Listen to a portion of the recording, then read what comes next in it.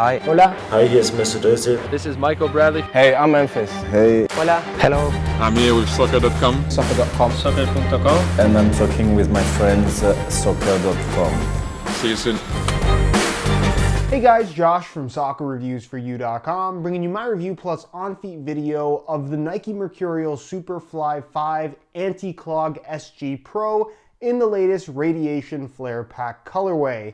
So this is not only the latest colorway of the Superfly 5 as part of the Radiation Flare Pack, very bright color as you can see, this is also an anti-clog version of the shoe, actually the first Mercurial to feature anti-clog. And basically what this is, it's a special coating on the sole plate itself that doesn't allow mud to stick to the bottom of the shoe. And it's something we'll talk about in more detail in the video. This sole plate does bring some changes to the Superfly itself in regards to weight, and also the way the shoe fits and feels to a certain extent, because this isn't the same as the Nike Plate sole plate you'll find on the firm ground or even the regular soft ground pro model. So we'll go over all of those differences in today's video. So if you're interested in learning more, stick around, watch the entire thing. If you're interested in a pair of these for yourself, there'll be a little pop-up on screen, or you can click the first link down below in the description. That'll take you to the review page on my website, where you'll find buy it now links where you'll be able to pick these up for $310 US, which previously anti-clog shoes have retailed for significantly more, close to $375, but for whatever reason, certain retailers are actually posting the anti-clog versions of the shoe for the standard soft ground pro price. So you're getting a bit of a discount on this particular colorway as of right now. Not sure if that's something that's going to last, but nonetheless, if you're interested in a pair, first link down below, go ahead and check it out. Now, included with the shoes, you do get a couple of extras. The shoes themselves, being that this is the anti-clog version, you can see the branding there on the back. It does come in a special anti-clog branded box that's black in color, so that's kind of a cool little extra. Of course, because it's a top-end model as well, they do include a string bag to go along with the shoes, and because it's a soft ground pro model, you get the extra set of 13, 15 millimeter length studs, along with, of course, the 11 and 13 millimeter set on the shoes already, and of course a stud wrench for the removable stud aspect of the shoe itself. Now, in regards to the anti-clog sole plate aspect of the shoe,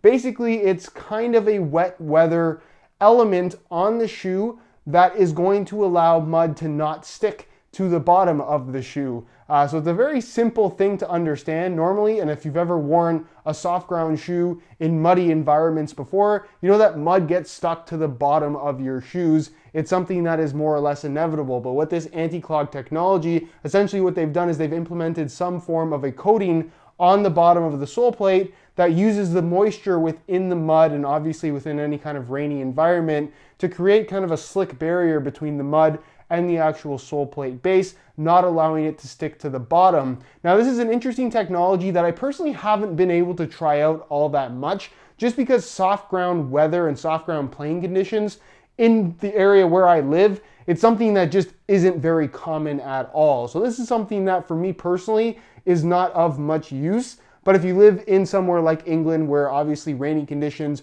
are going to be a lot more frequent, something like this, not having mud clogging up the bottom of your shoe, can be a very beneficial thing.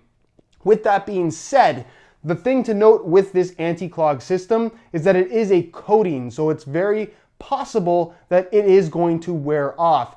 If you were to wear this shoe, for example, in a firm ground type environment, you're going to cause scrapes, you're going to cause scratches to the finish on this sole plate, which is in turn going to more or less ruin the anti-clog aspect. It's going to allow mud to stick to it because there's going to be something for the mud to grab onto. If it's perfectly smooth and the finish that they've applied there is 100% perfect and intact, you're going to maintain the non-stick kind of application of the sole plate itself. But again, if you do damage that surface, or if it wears off over, let's say, a longer period of time, you can expect this sole plate to pretty much just react like a regular plastic soft ground sole plate, where mud will eventually stick to it. So just keep in mind that if you are buying the anti-clog system and you expect it to work optimally, use it only in a legitimate soft ground environment, meaning natural grass, very soft ground, wet, muddy environment. That's where this is designed to be used. And it is, like I said, an interesting technology, because we are actually seeing professional players now starting to use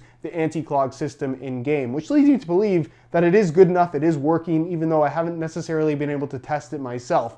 based on what I've seen, it does seem to work as advertised, which is a cool thing. Again, just keep in mind that it is a wearable aspect of the shoe. Now, with the rest of the actual shoe itself, in terms of what this anti-clog system changes in regards to what would otherwise be a regular Superfly 5, it is not a Nike plate sole plate. This is more of a standard TPU plastic construction, so it maintains the same general shape in regards to the base of the shoe, but it doesn't have the anatomical shaping like you'll find from the firm ground or even the regular soft ground pro version of the shoe.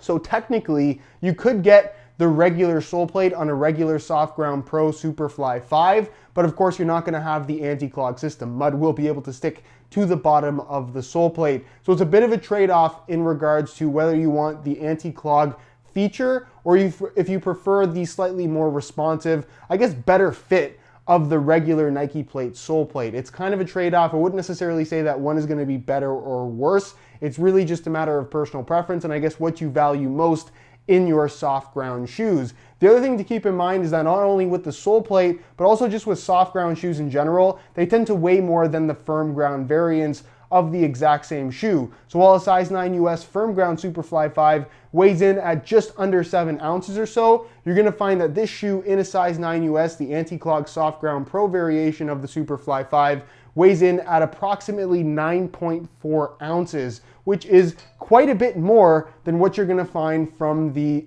firm ground version of the shoe.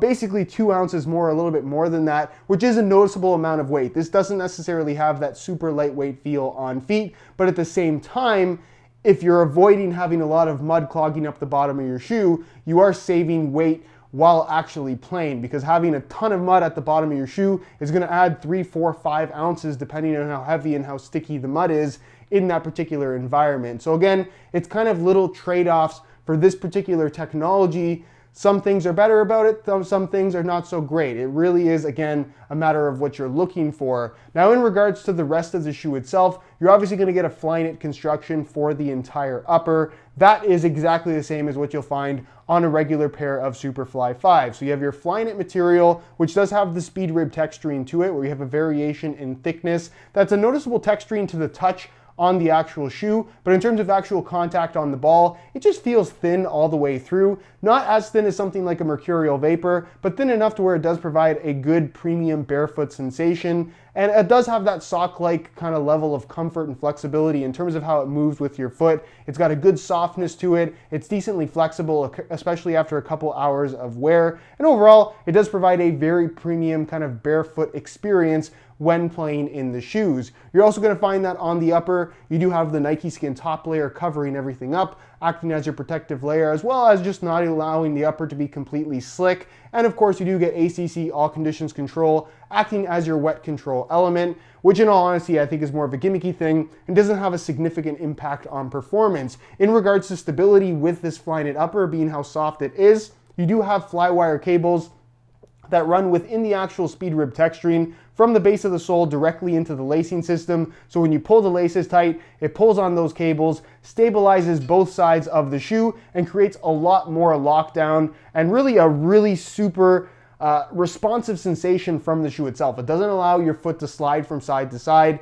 And again, it just brings everything together and creates the responsiveness that this shoe is supposed to provide in the first place. Now, running through the middle of the shoe is, of course, the lacing system. Central lacing system has been kind of consistent across the entire Mercurial line since it first came out. And then through the middle, being that it is a Flyknit upper, it's entirely one piece, but it transitions from being structured to elasticated. And of course, that flows into the dynamic fit collar, the mid-cut aspect of the shoe as well. Now, the collar itself, it's a mid-cut shoe from Nike. What I like about mid-cut shoes in regards to using them in wet weather, which I guess is particularly topical in regards to this particular shoe, is that because you have the collar, it's made up of several layers of that knitted material. So while the outside might get wet, the inside actually tends to stay pretty dry. And because you don't have large openings kind of lower down, I really find that my feet tend to stay a lot more dry in the mid-cut Nike models than they would in a low-cut Nike model or a low-cut shoe in general. So in regards to keeping your foot dry, not necessarily being 100% waterproof, but being fairly water resistant, I think that the mid-cut Nike models do an extremely good job of that. Now, In terms of other benefits to the collar, there really aren't any. It doesn't really offer any kind of performance benefit. There's no ankle support here. It doesn't restrict movement in any way. It's not really offering much in the way of extra protection either. It's there more so for looks. And again, it does have the benefit of allowing the shoe to be a little bit more water resistant based on my experience. On the heel area, you're going to find an internal heel counter, and then with the Anti-Clog system, you have this little extension piece at the back with the Anti-Clog logo there. Not really something that you're going to notice when wearing the shoes, but it is something that is exclusive to the Anti-Clog boots, just to give it that Anti-Clog look. Obviously, it's a black sole plate as well, which you'll find across all of the Anti-Clog shoes. And then, of course, internally, you have a smooth synthetic leather liner, decent amount of padding there. The insole fully removable. I'll give you guys a quick look at that. It features a mesh liner on top with a single layer of this kind of ortholite foam. Nothing too fancy, but it does get the job done. And then really the only other thing to talk about in regards to performance is the stud pattern, which of course you do get the soft ground pro variation, which again, pretty consistent across the entire Nike line. You get your 6 removable screw-in metal studs.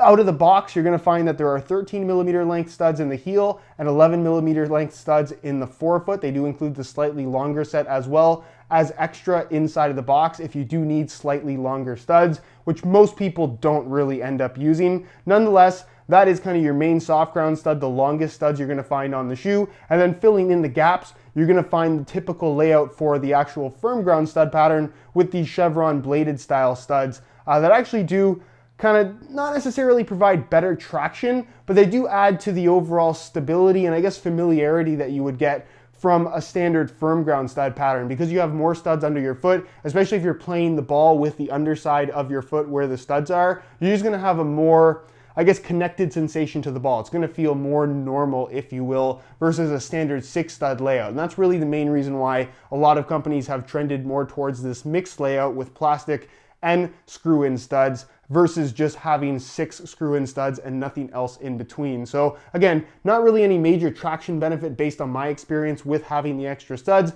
but it is nice to be there just in regards to the feel of the shoe. Overall though, on soft ground, it definitely does offer really, really good traction, but again, it is made specifically for use on soft ground. I wouldn't recommend using them on firm ground, and I especially would not recommend using them on any kind of artificial playing surface. Just not a good idea whatsoever. In regards to the actual colorway itself, this of course is part of the radiation flare pack. So you have a combination of electric green, ghost green, and black. So depending on the pictures, and a lot of the pictures I've seen online make this shoe almost look like it's Volt yellow. That's not necessarily the case. It definitely does have more of a greenish tinge to it, especially in person. And you can see within the speed ribs, it does have that kind of combination of the electric green and the ghost green, which is more like neon yellow. And you have it kind of in between, but they're two very close shades in terms of the color itself. So from a distance, the shoe itself almost looks like a solid green. It is more of a darker green towards the heel, and then of course the exposed Flyknit area does look a little bit lighter as well. Same thing goes for the laces. You have the black Nike swoosh on either side. You have the Mercurial branding here on the medial side of the heel. And then they do include the Flyknit branding next to ACC branding now on all of the Flyknit models. So nothing's changed in regards to tech specs. They're just adding that little Flyknit branding right there, just as, I guess, a visible aspect on the shoe. And then of course the Anti-Clog sole plate, which is black, looks pretty much the same on all the shoes. And then the studs, as you can see, are this kind of anodized greenish yellow color, almost a gold actually, which looks pretty cool with the molded studs being black in color. So that's enough about the shoes themselves. Let's take a look at how these things fit and feel on feet. So you can see here on my right shoe, I have a pair of black reflective SR4U replacement laces. If you're interested in a pair of replacement laces for yourself, I'll leave a little pop-up on screen, or you can click the first link down below in the description. The website is www.sr4ulaces.com. Go ahead and check it out if you're interested in a pair of laces. Now, in regards to getting these on, what I like to do with any of the mid-cut models is get my foot kind of halfway in right here, avoid putting any pressure on this structured area of the heel. So I get my foot in, wrap the collar around, grab the back piece, and put my thumb in so I'm not putting any pressure on that back structured area, and then just slide it in from there. Pretty easy process, not that difficult to do, especially once you get used to it. So I'll just tie these up really quickly. And again, when you tie the laces, it has a direct impact on the lockdown of the shoe because it is pulling on those fly wire cables, which basically provide all the structure and stability to the upper itself. So it's very, very important that you use the laces on these shoes.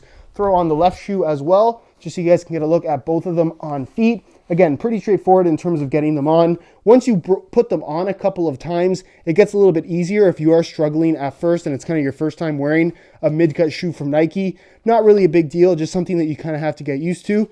But I'll tie them up really quickly and we'll talk about how these things fit and feel on feet. So if you have worn a firm ground Superfly, when you put these on, you're going to immediately notice that the sole plate does feel different and it's just more flat. It's a standard sole plate construction versus having that kind of anatomic shaping of the regular Nike plate where you kind of sit in the sole plate a little bit.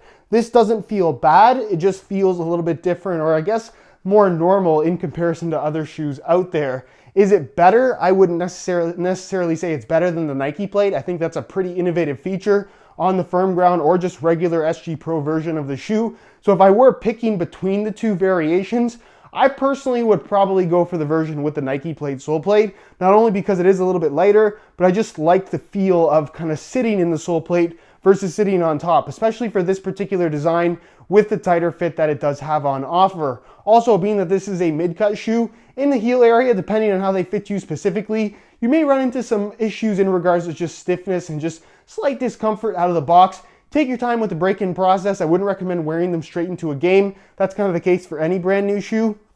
But once they are well broken in after a few hours of wear, you shouldn't have too many issues in regards to discomfort. And as long as you take it easy for the first few wears, you shouldn't really have too many issues in regards to blistering or just the shoes causing your feet injury during the break-in process. As far as the width and general shape and fit of the shoe is concerned, it does have a tighter fit as you would expect from a regular pair of Superfly 5s. I would say in general, because of the sole plate difference, this does come across as feeling a little bit wider, but it's still a very tight fitting shoe and not necessarily the best option if you do have wide feet. With that being said, if you've worn Mercurials in the past and you like the feel of tighter fitting shoes, you're unlikely to have any issues in regards to how these fit on your feet. In regards to sizing, I'm wearing my usual size 9 US here, and the fit and the length is absolutely perfect. So if you are looking to order a pair of these for yourself, I would personally recommend going true to size in order to achieve the best possible fit.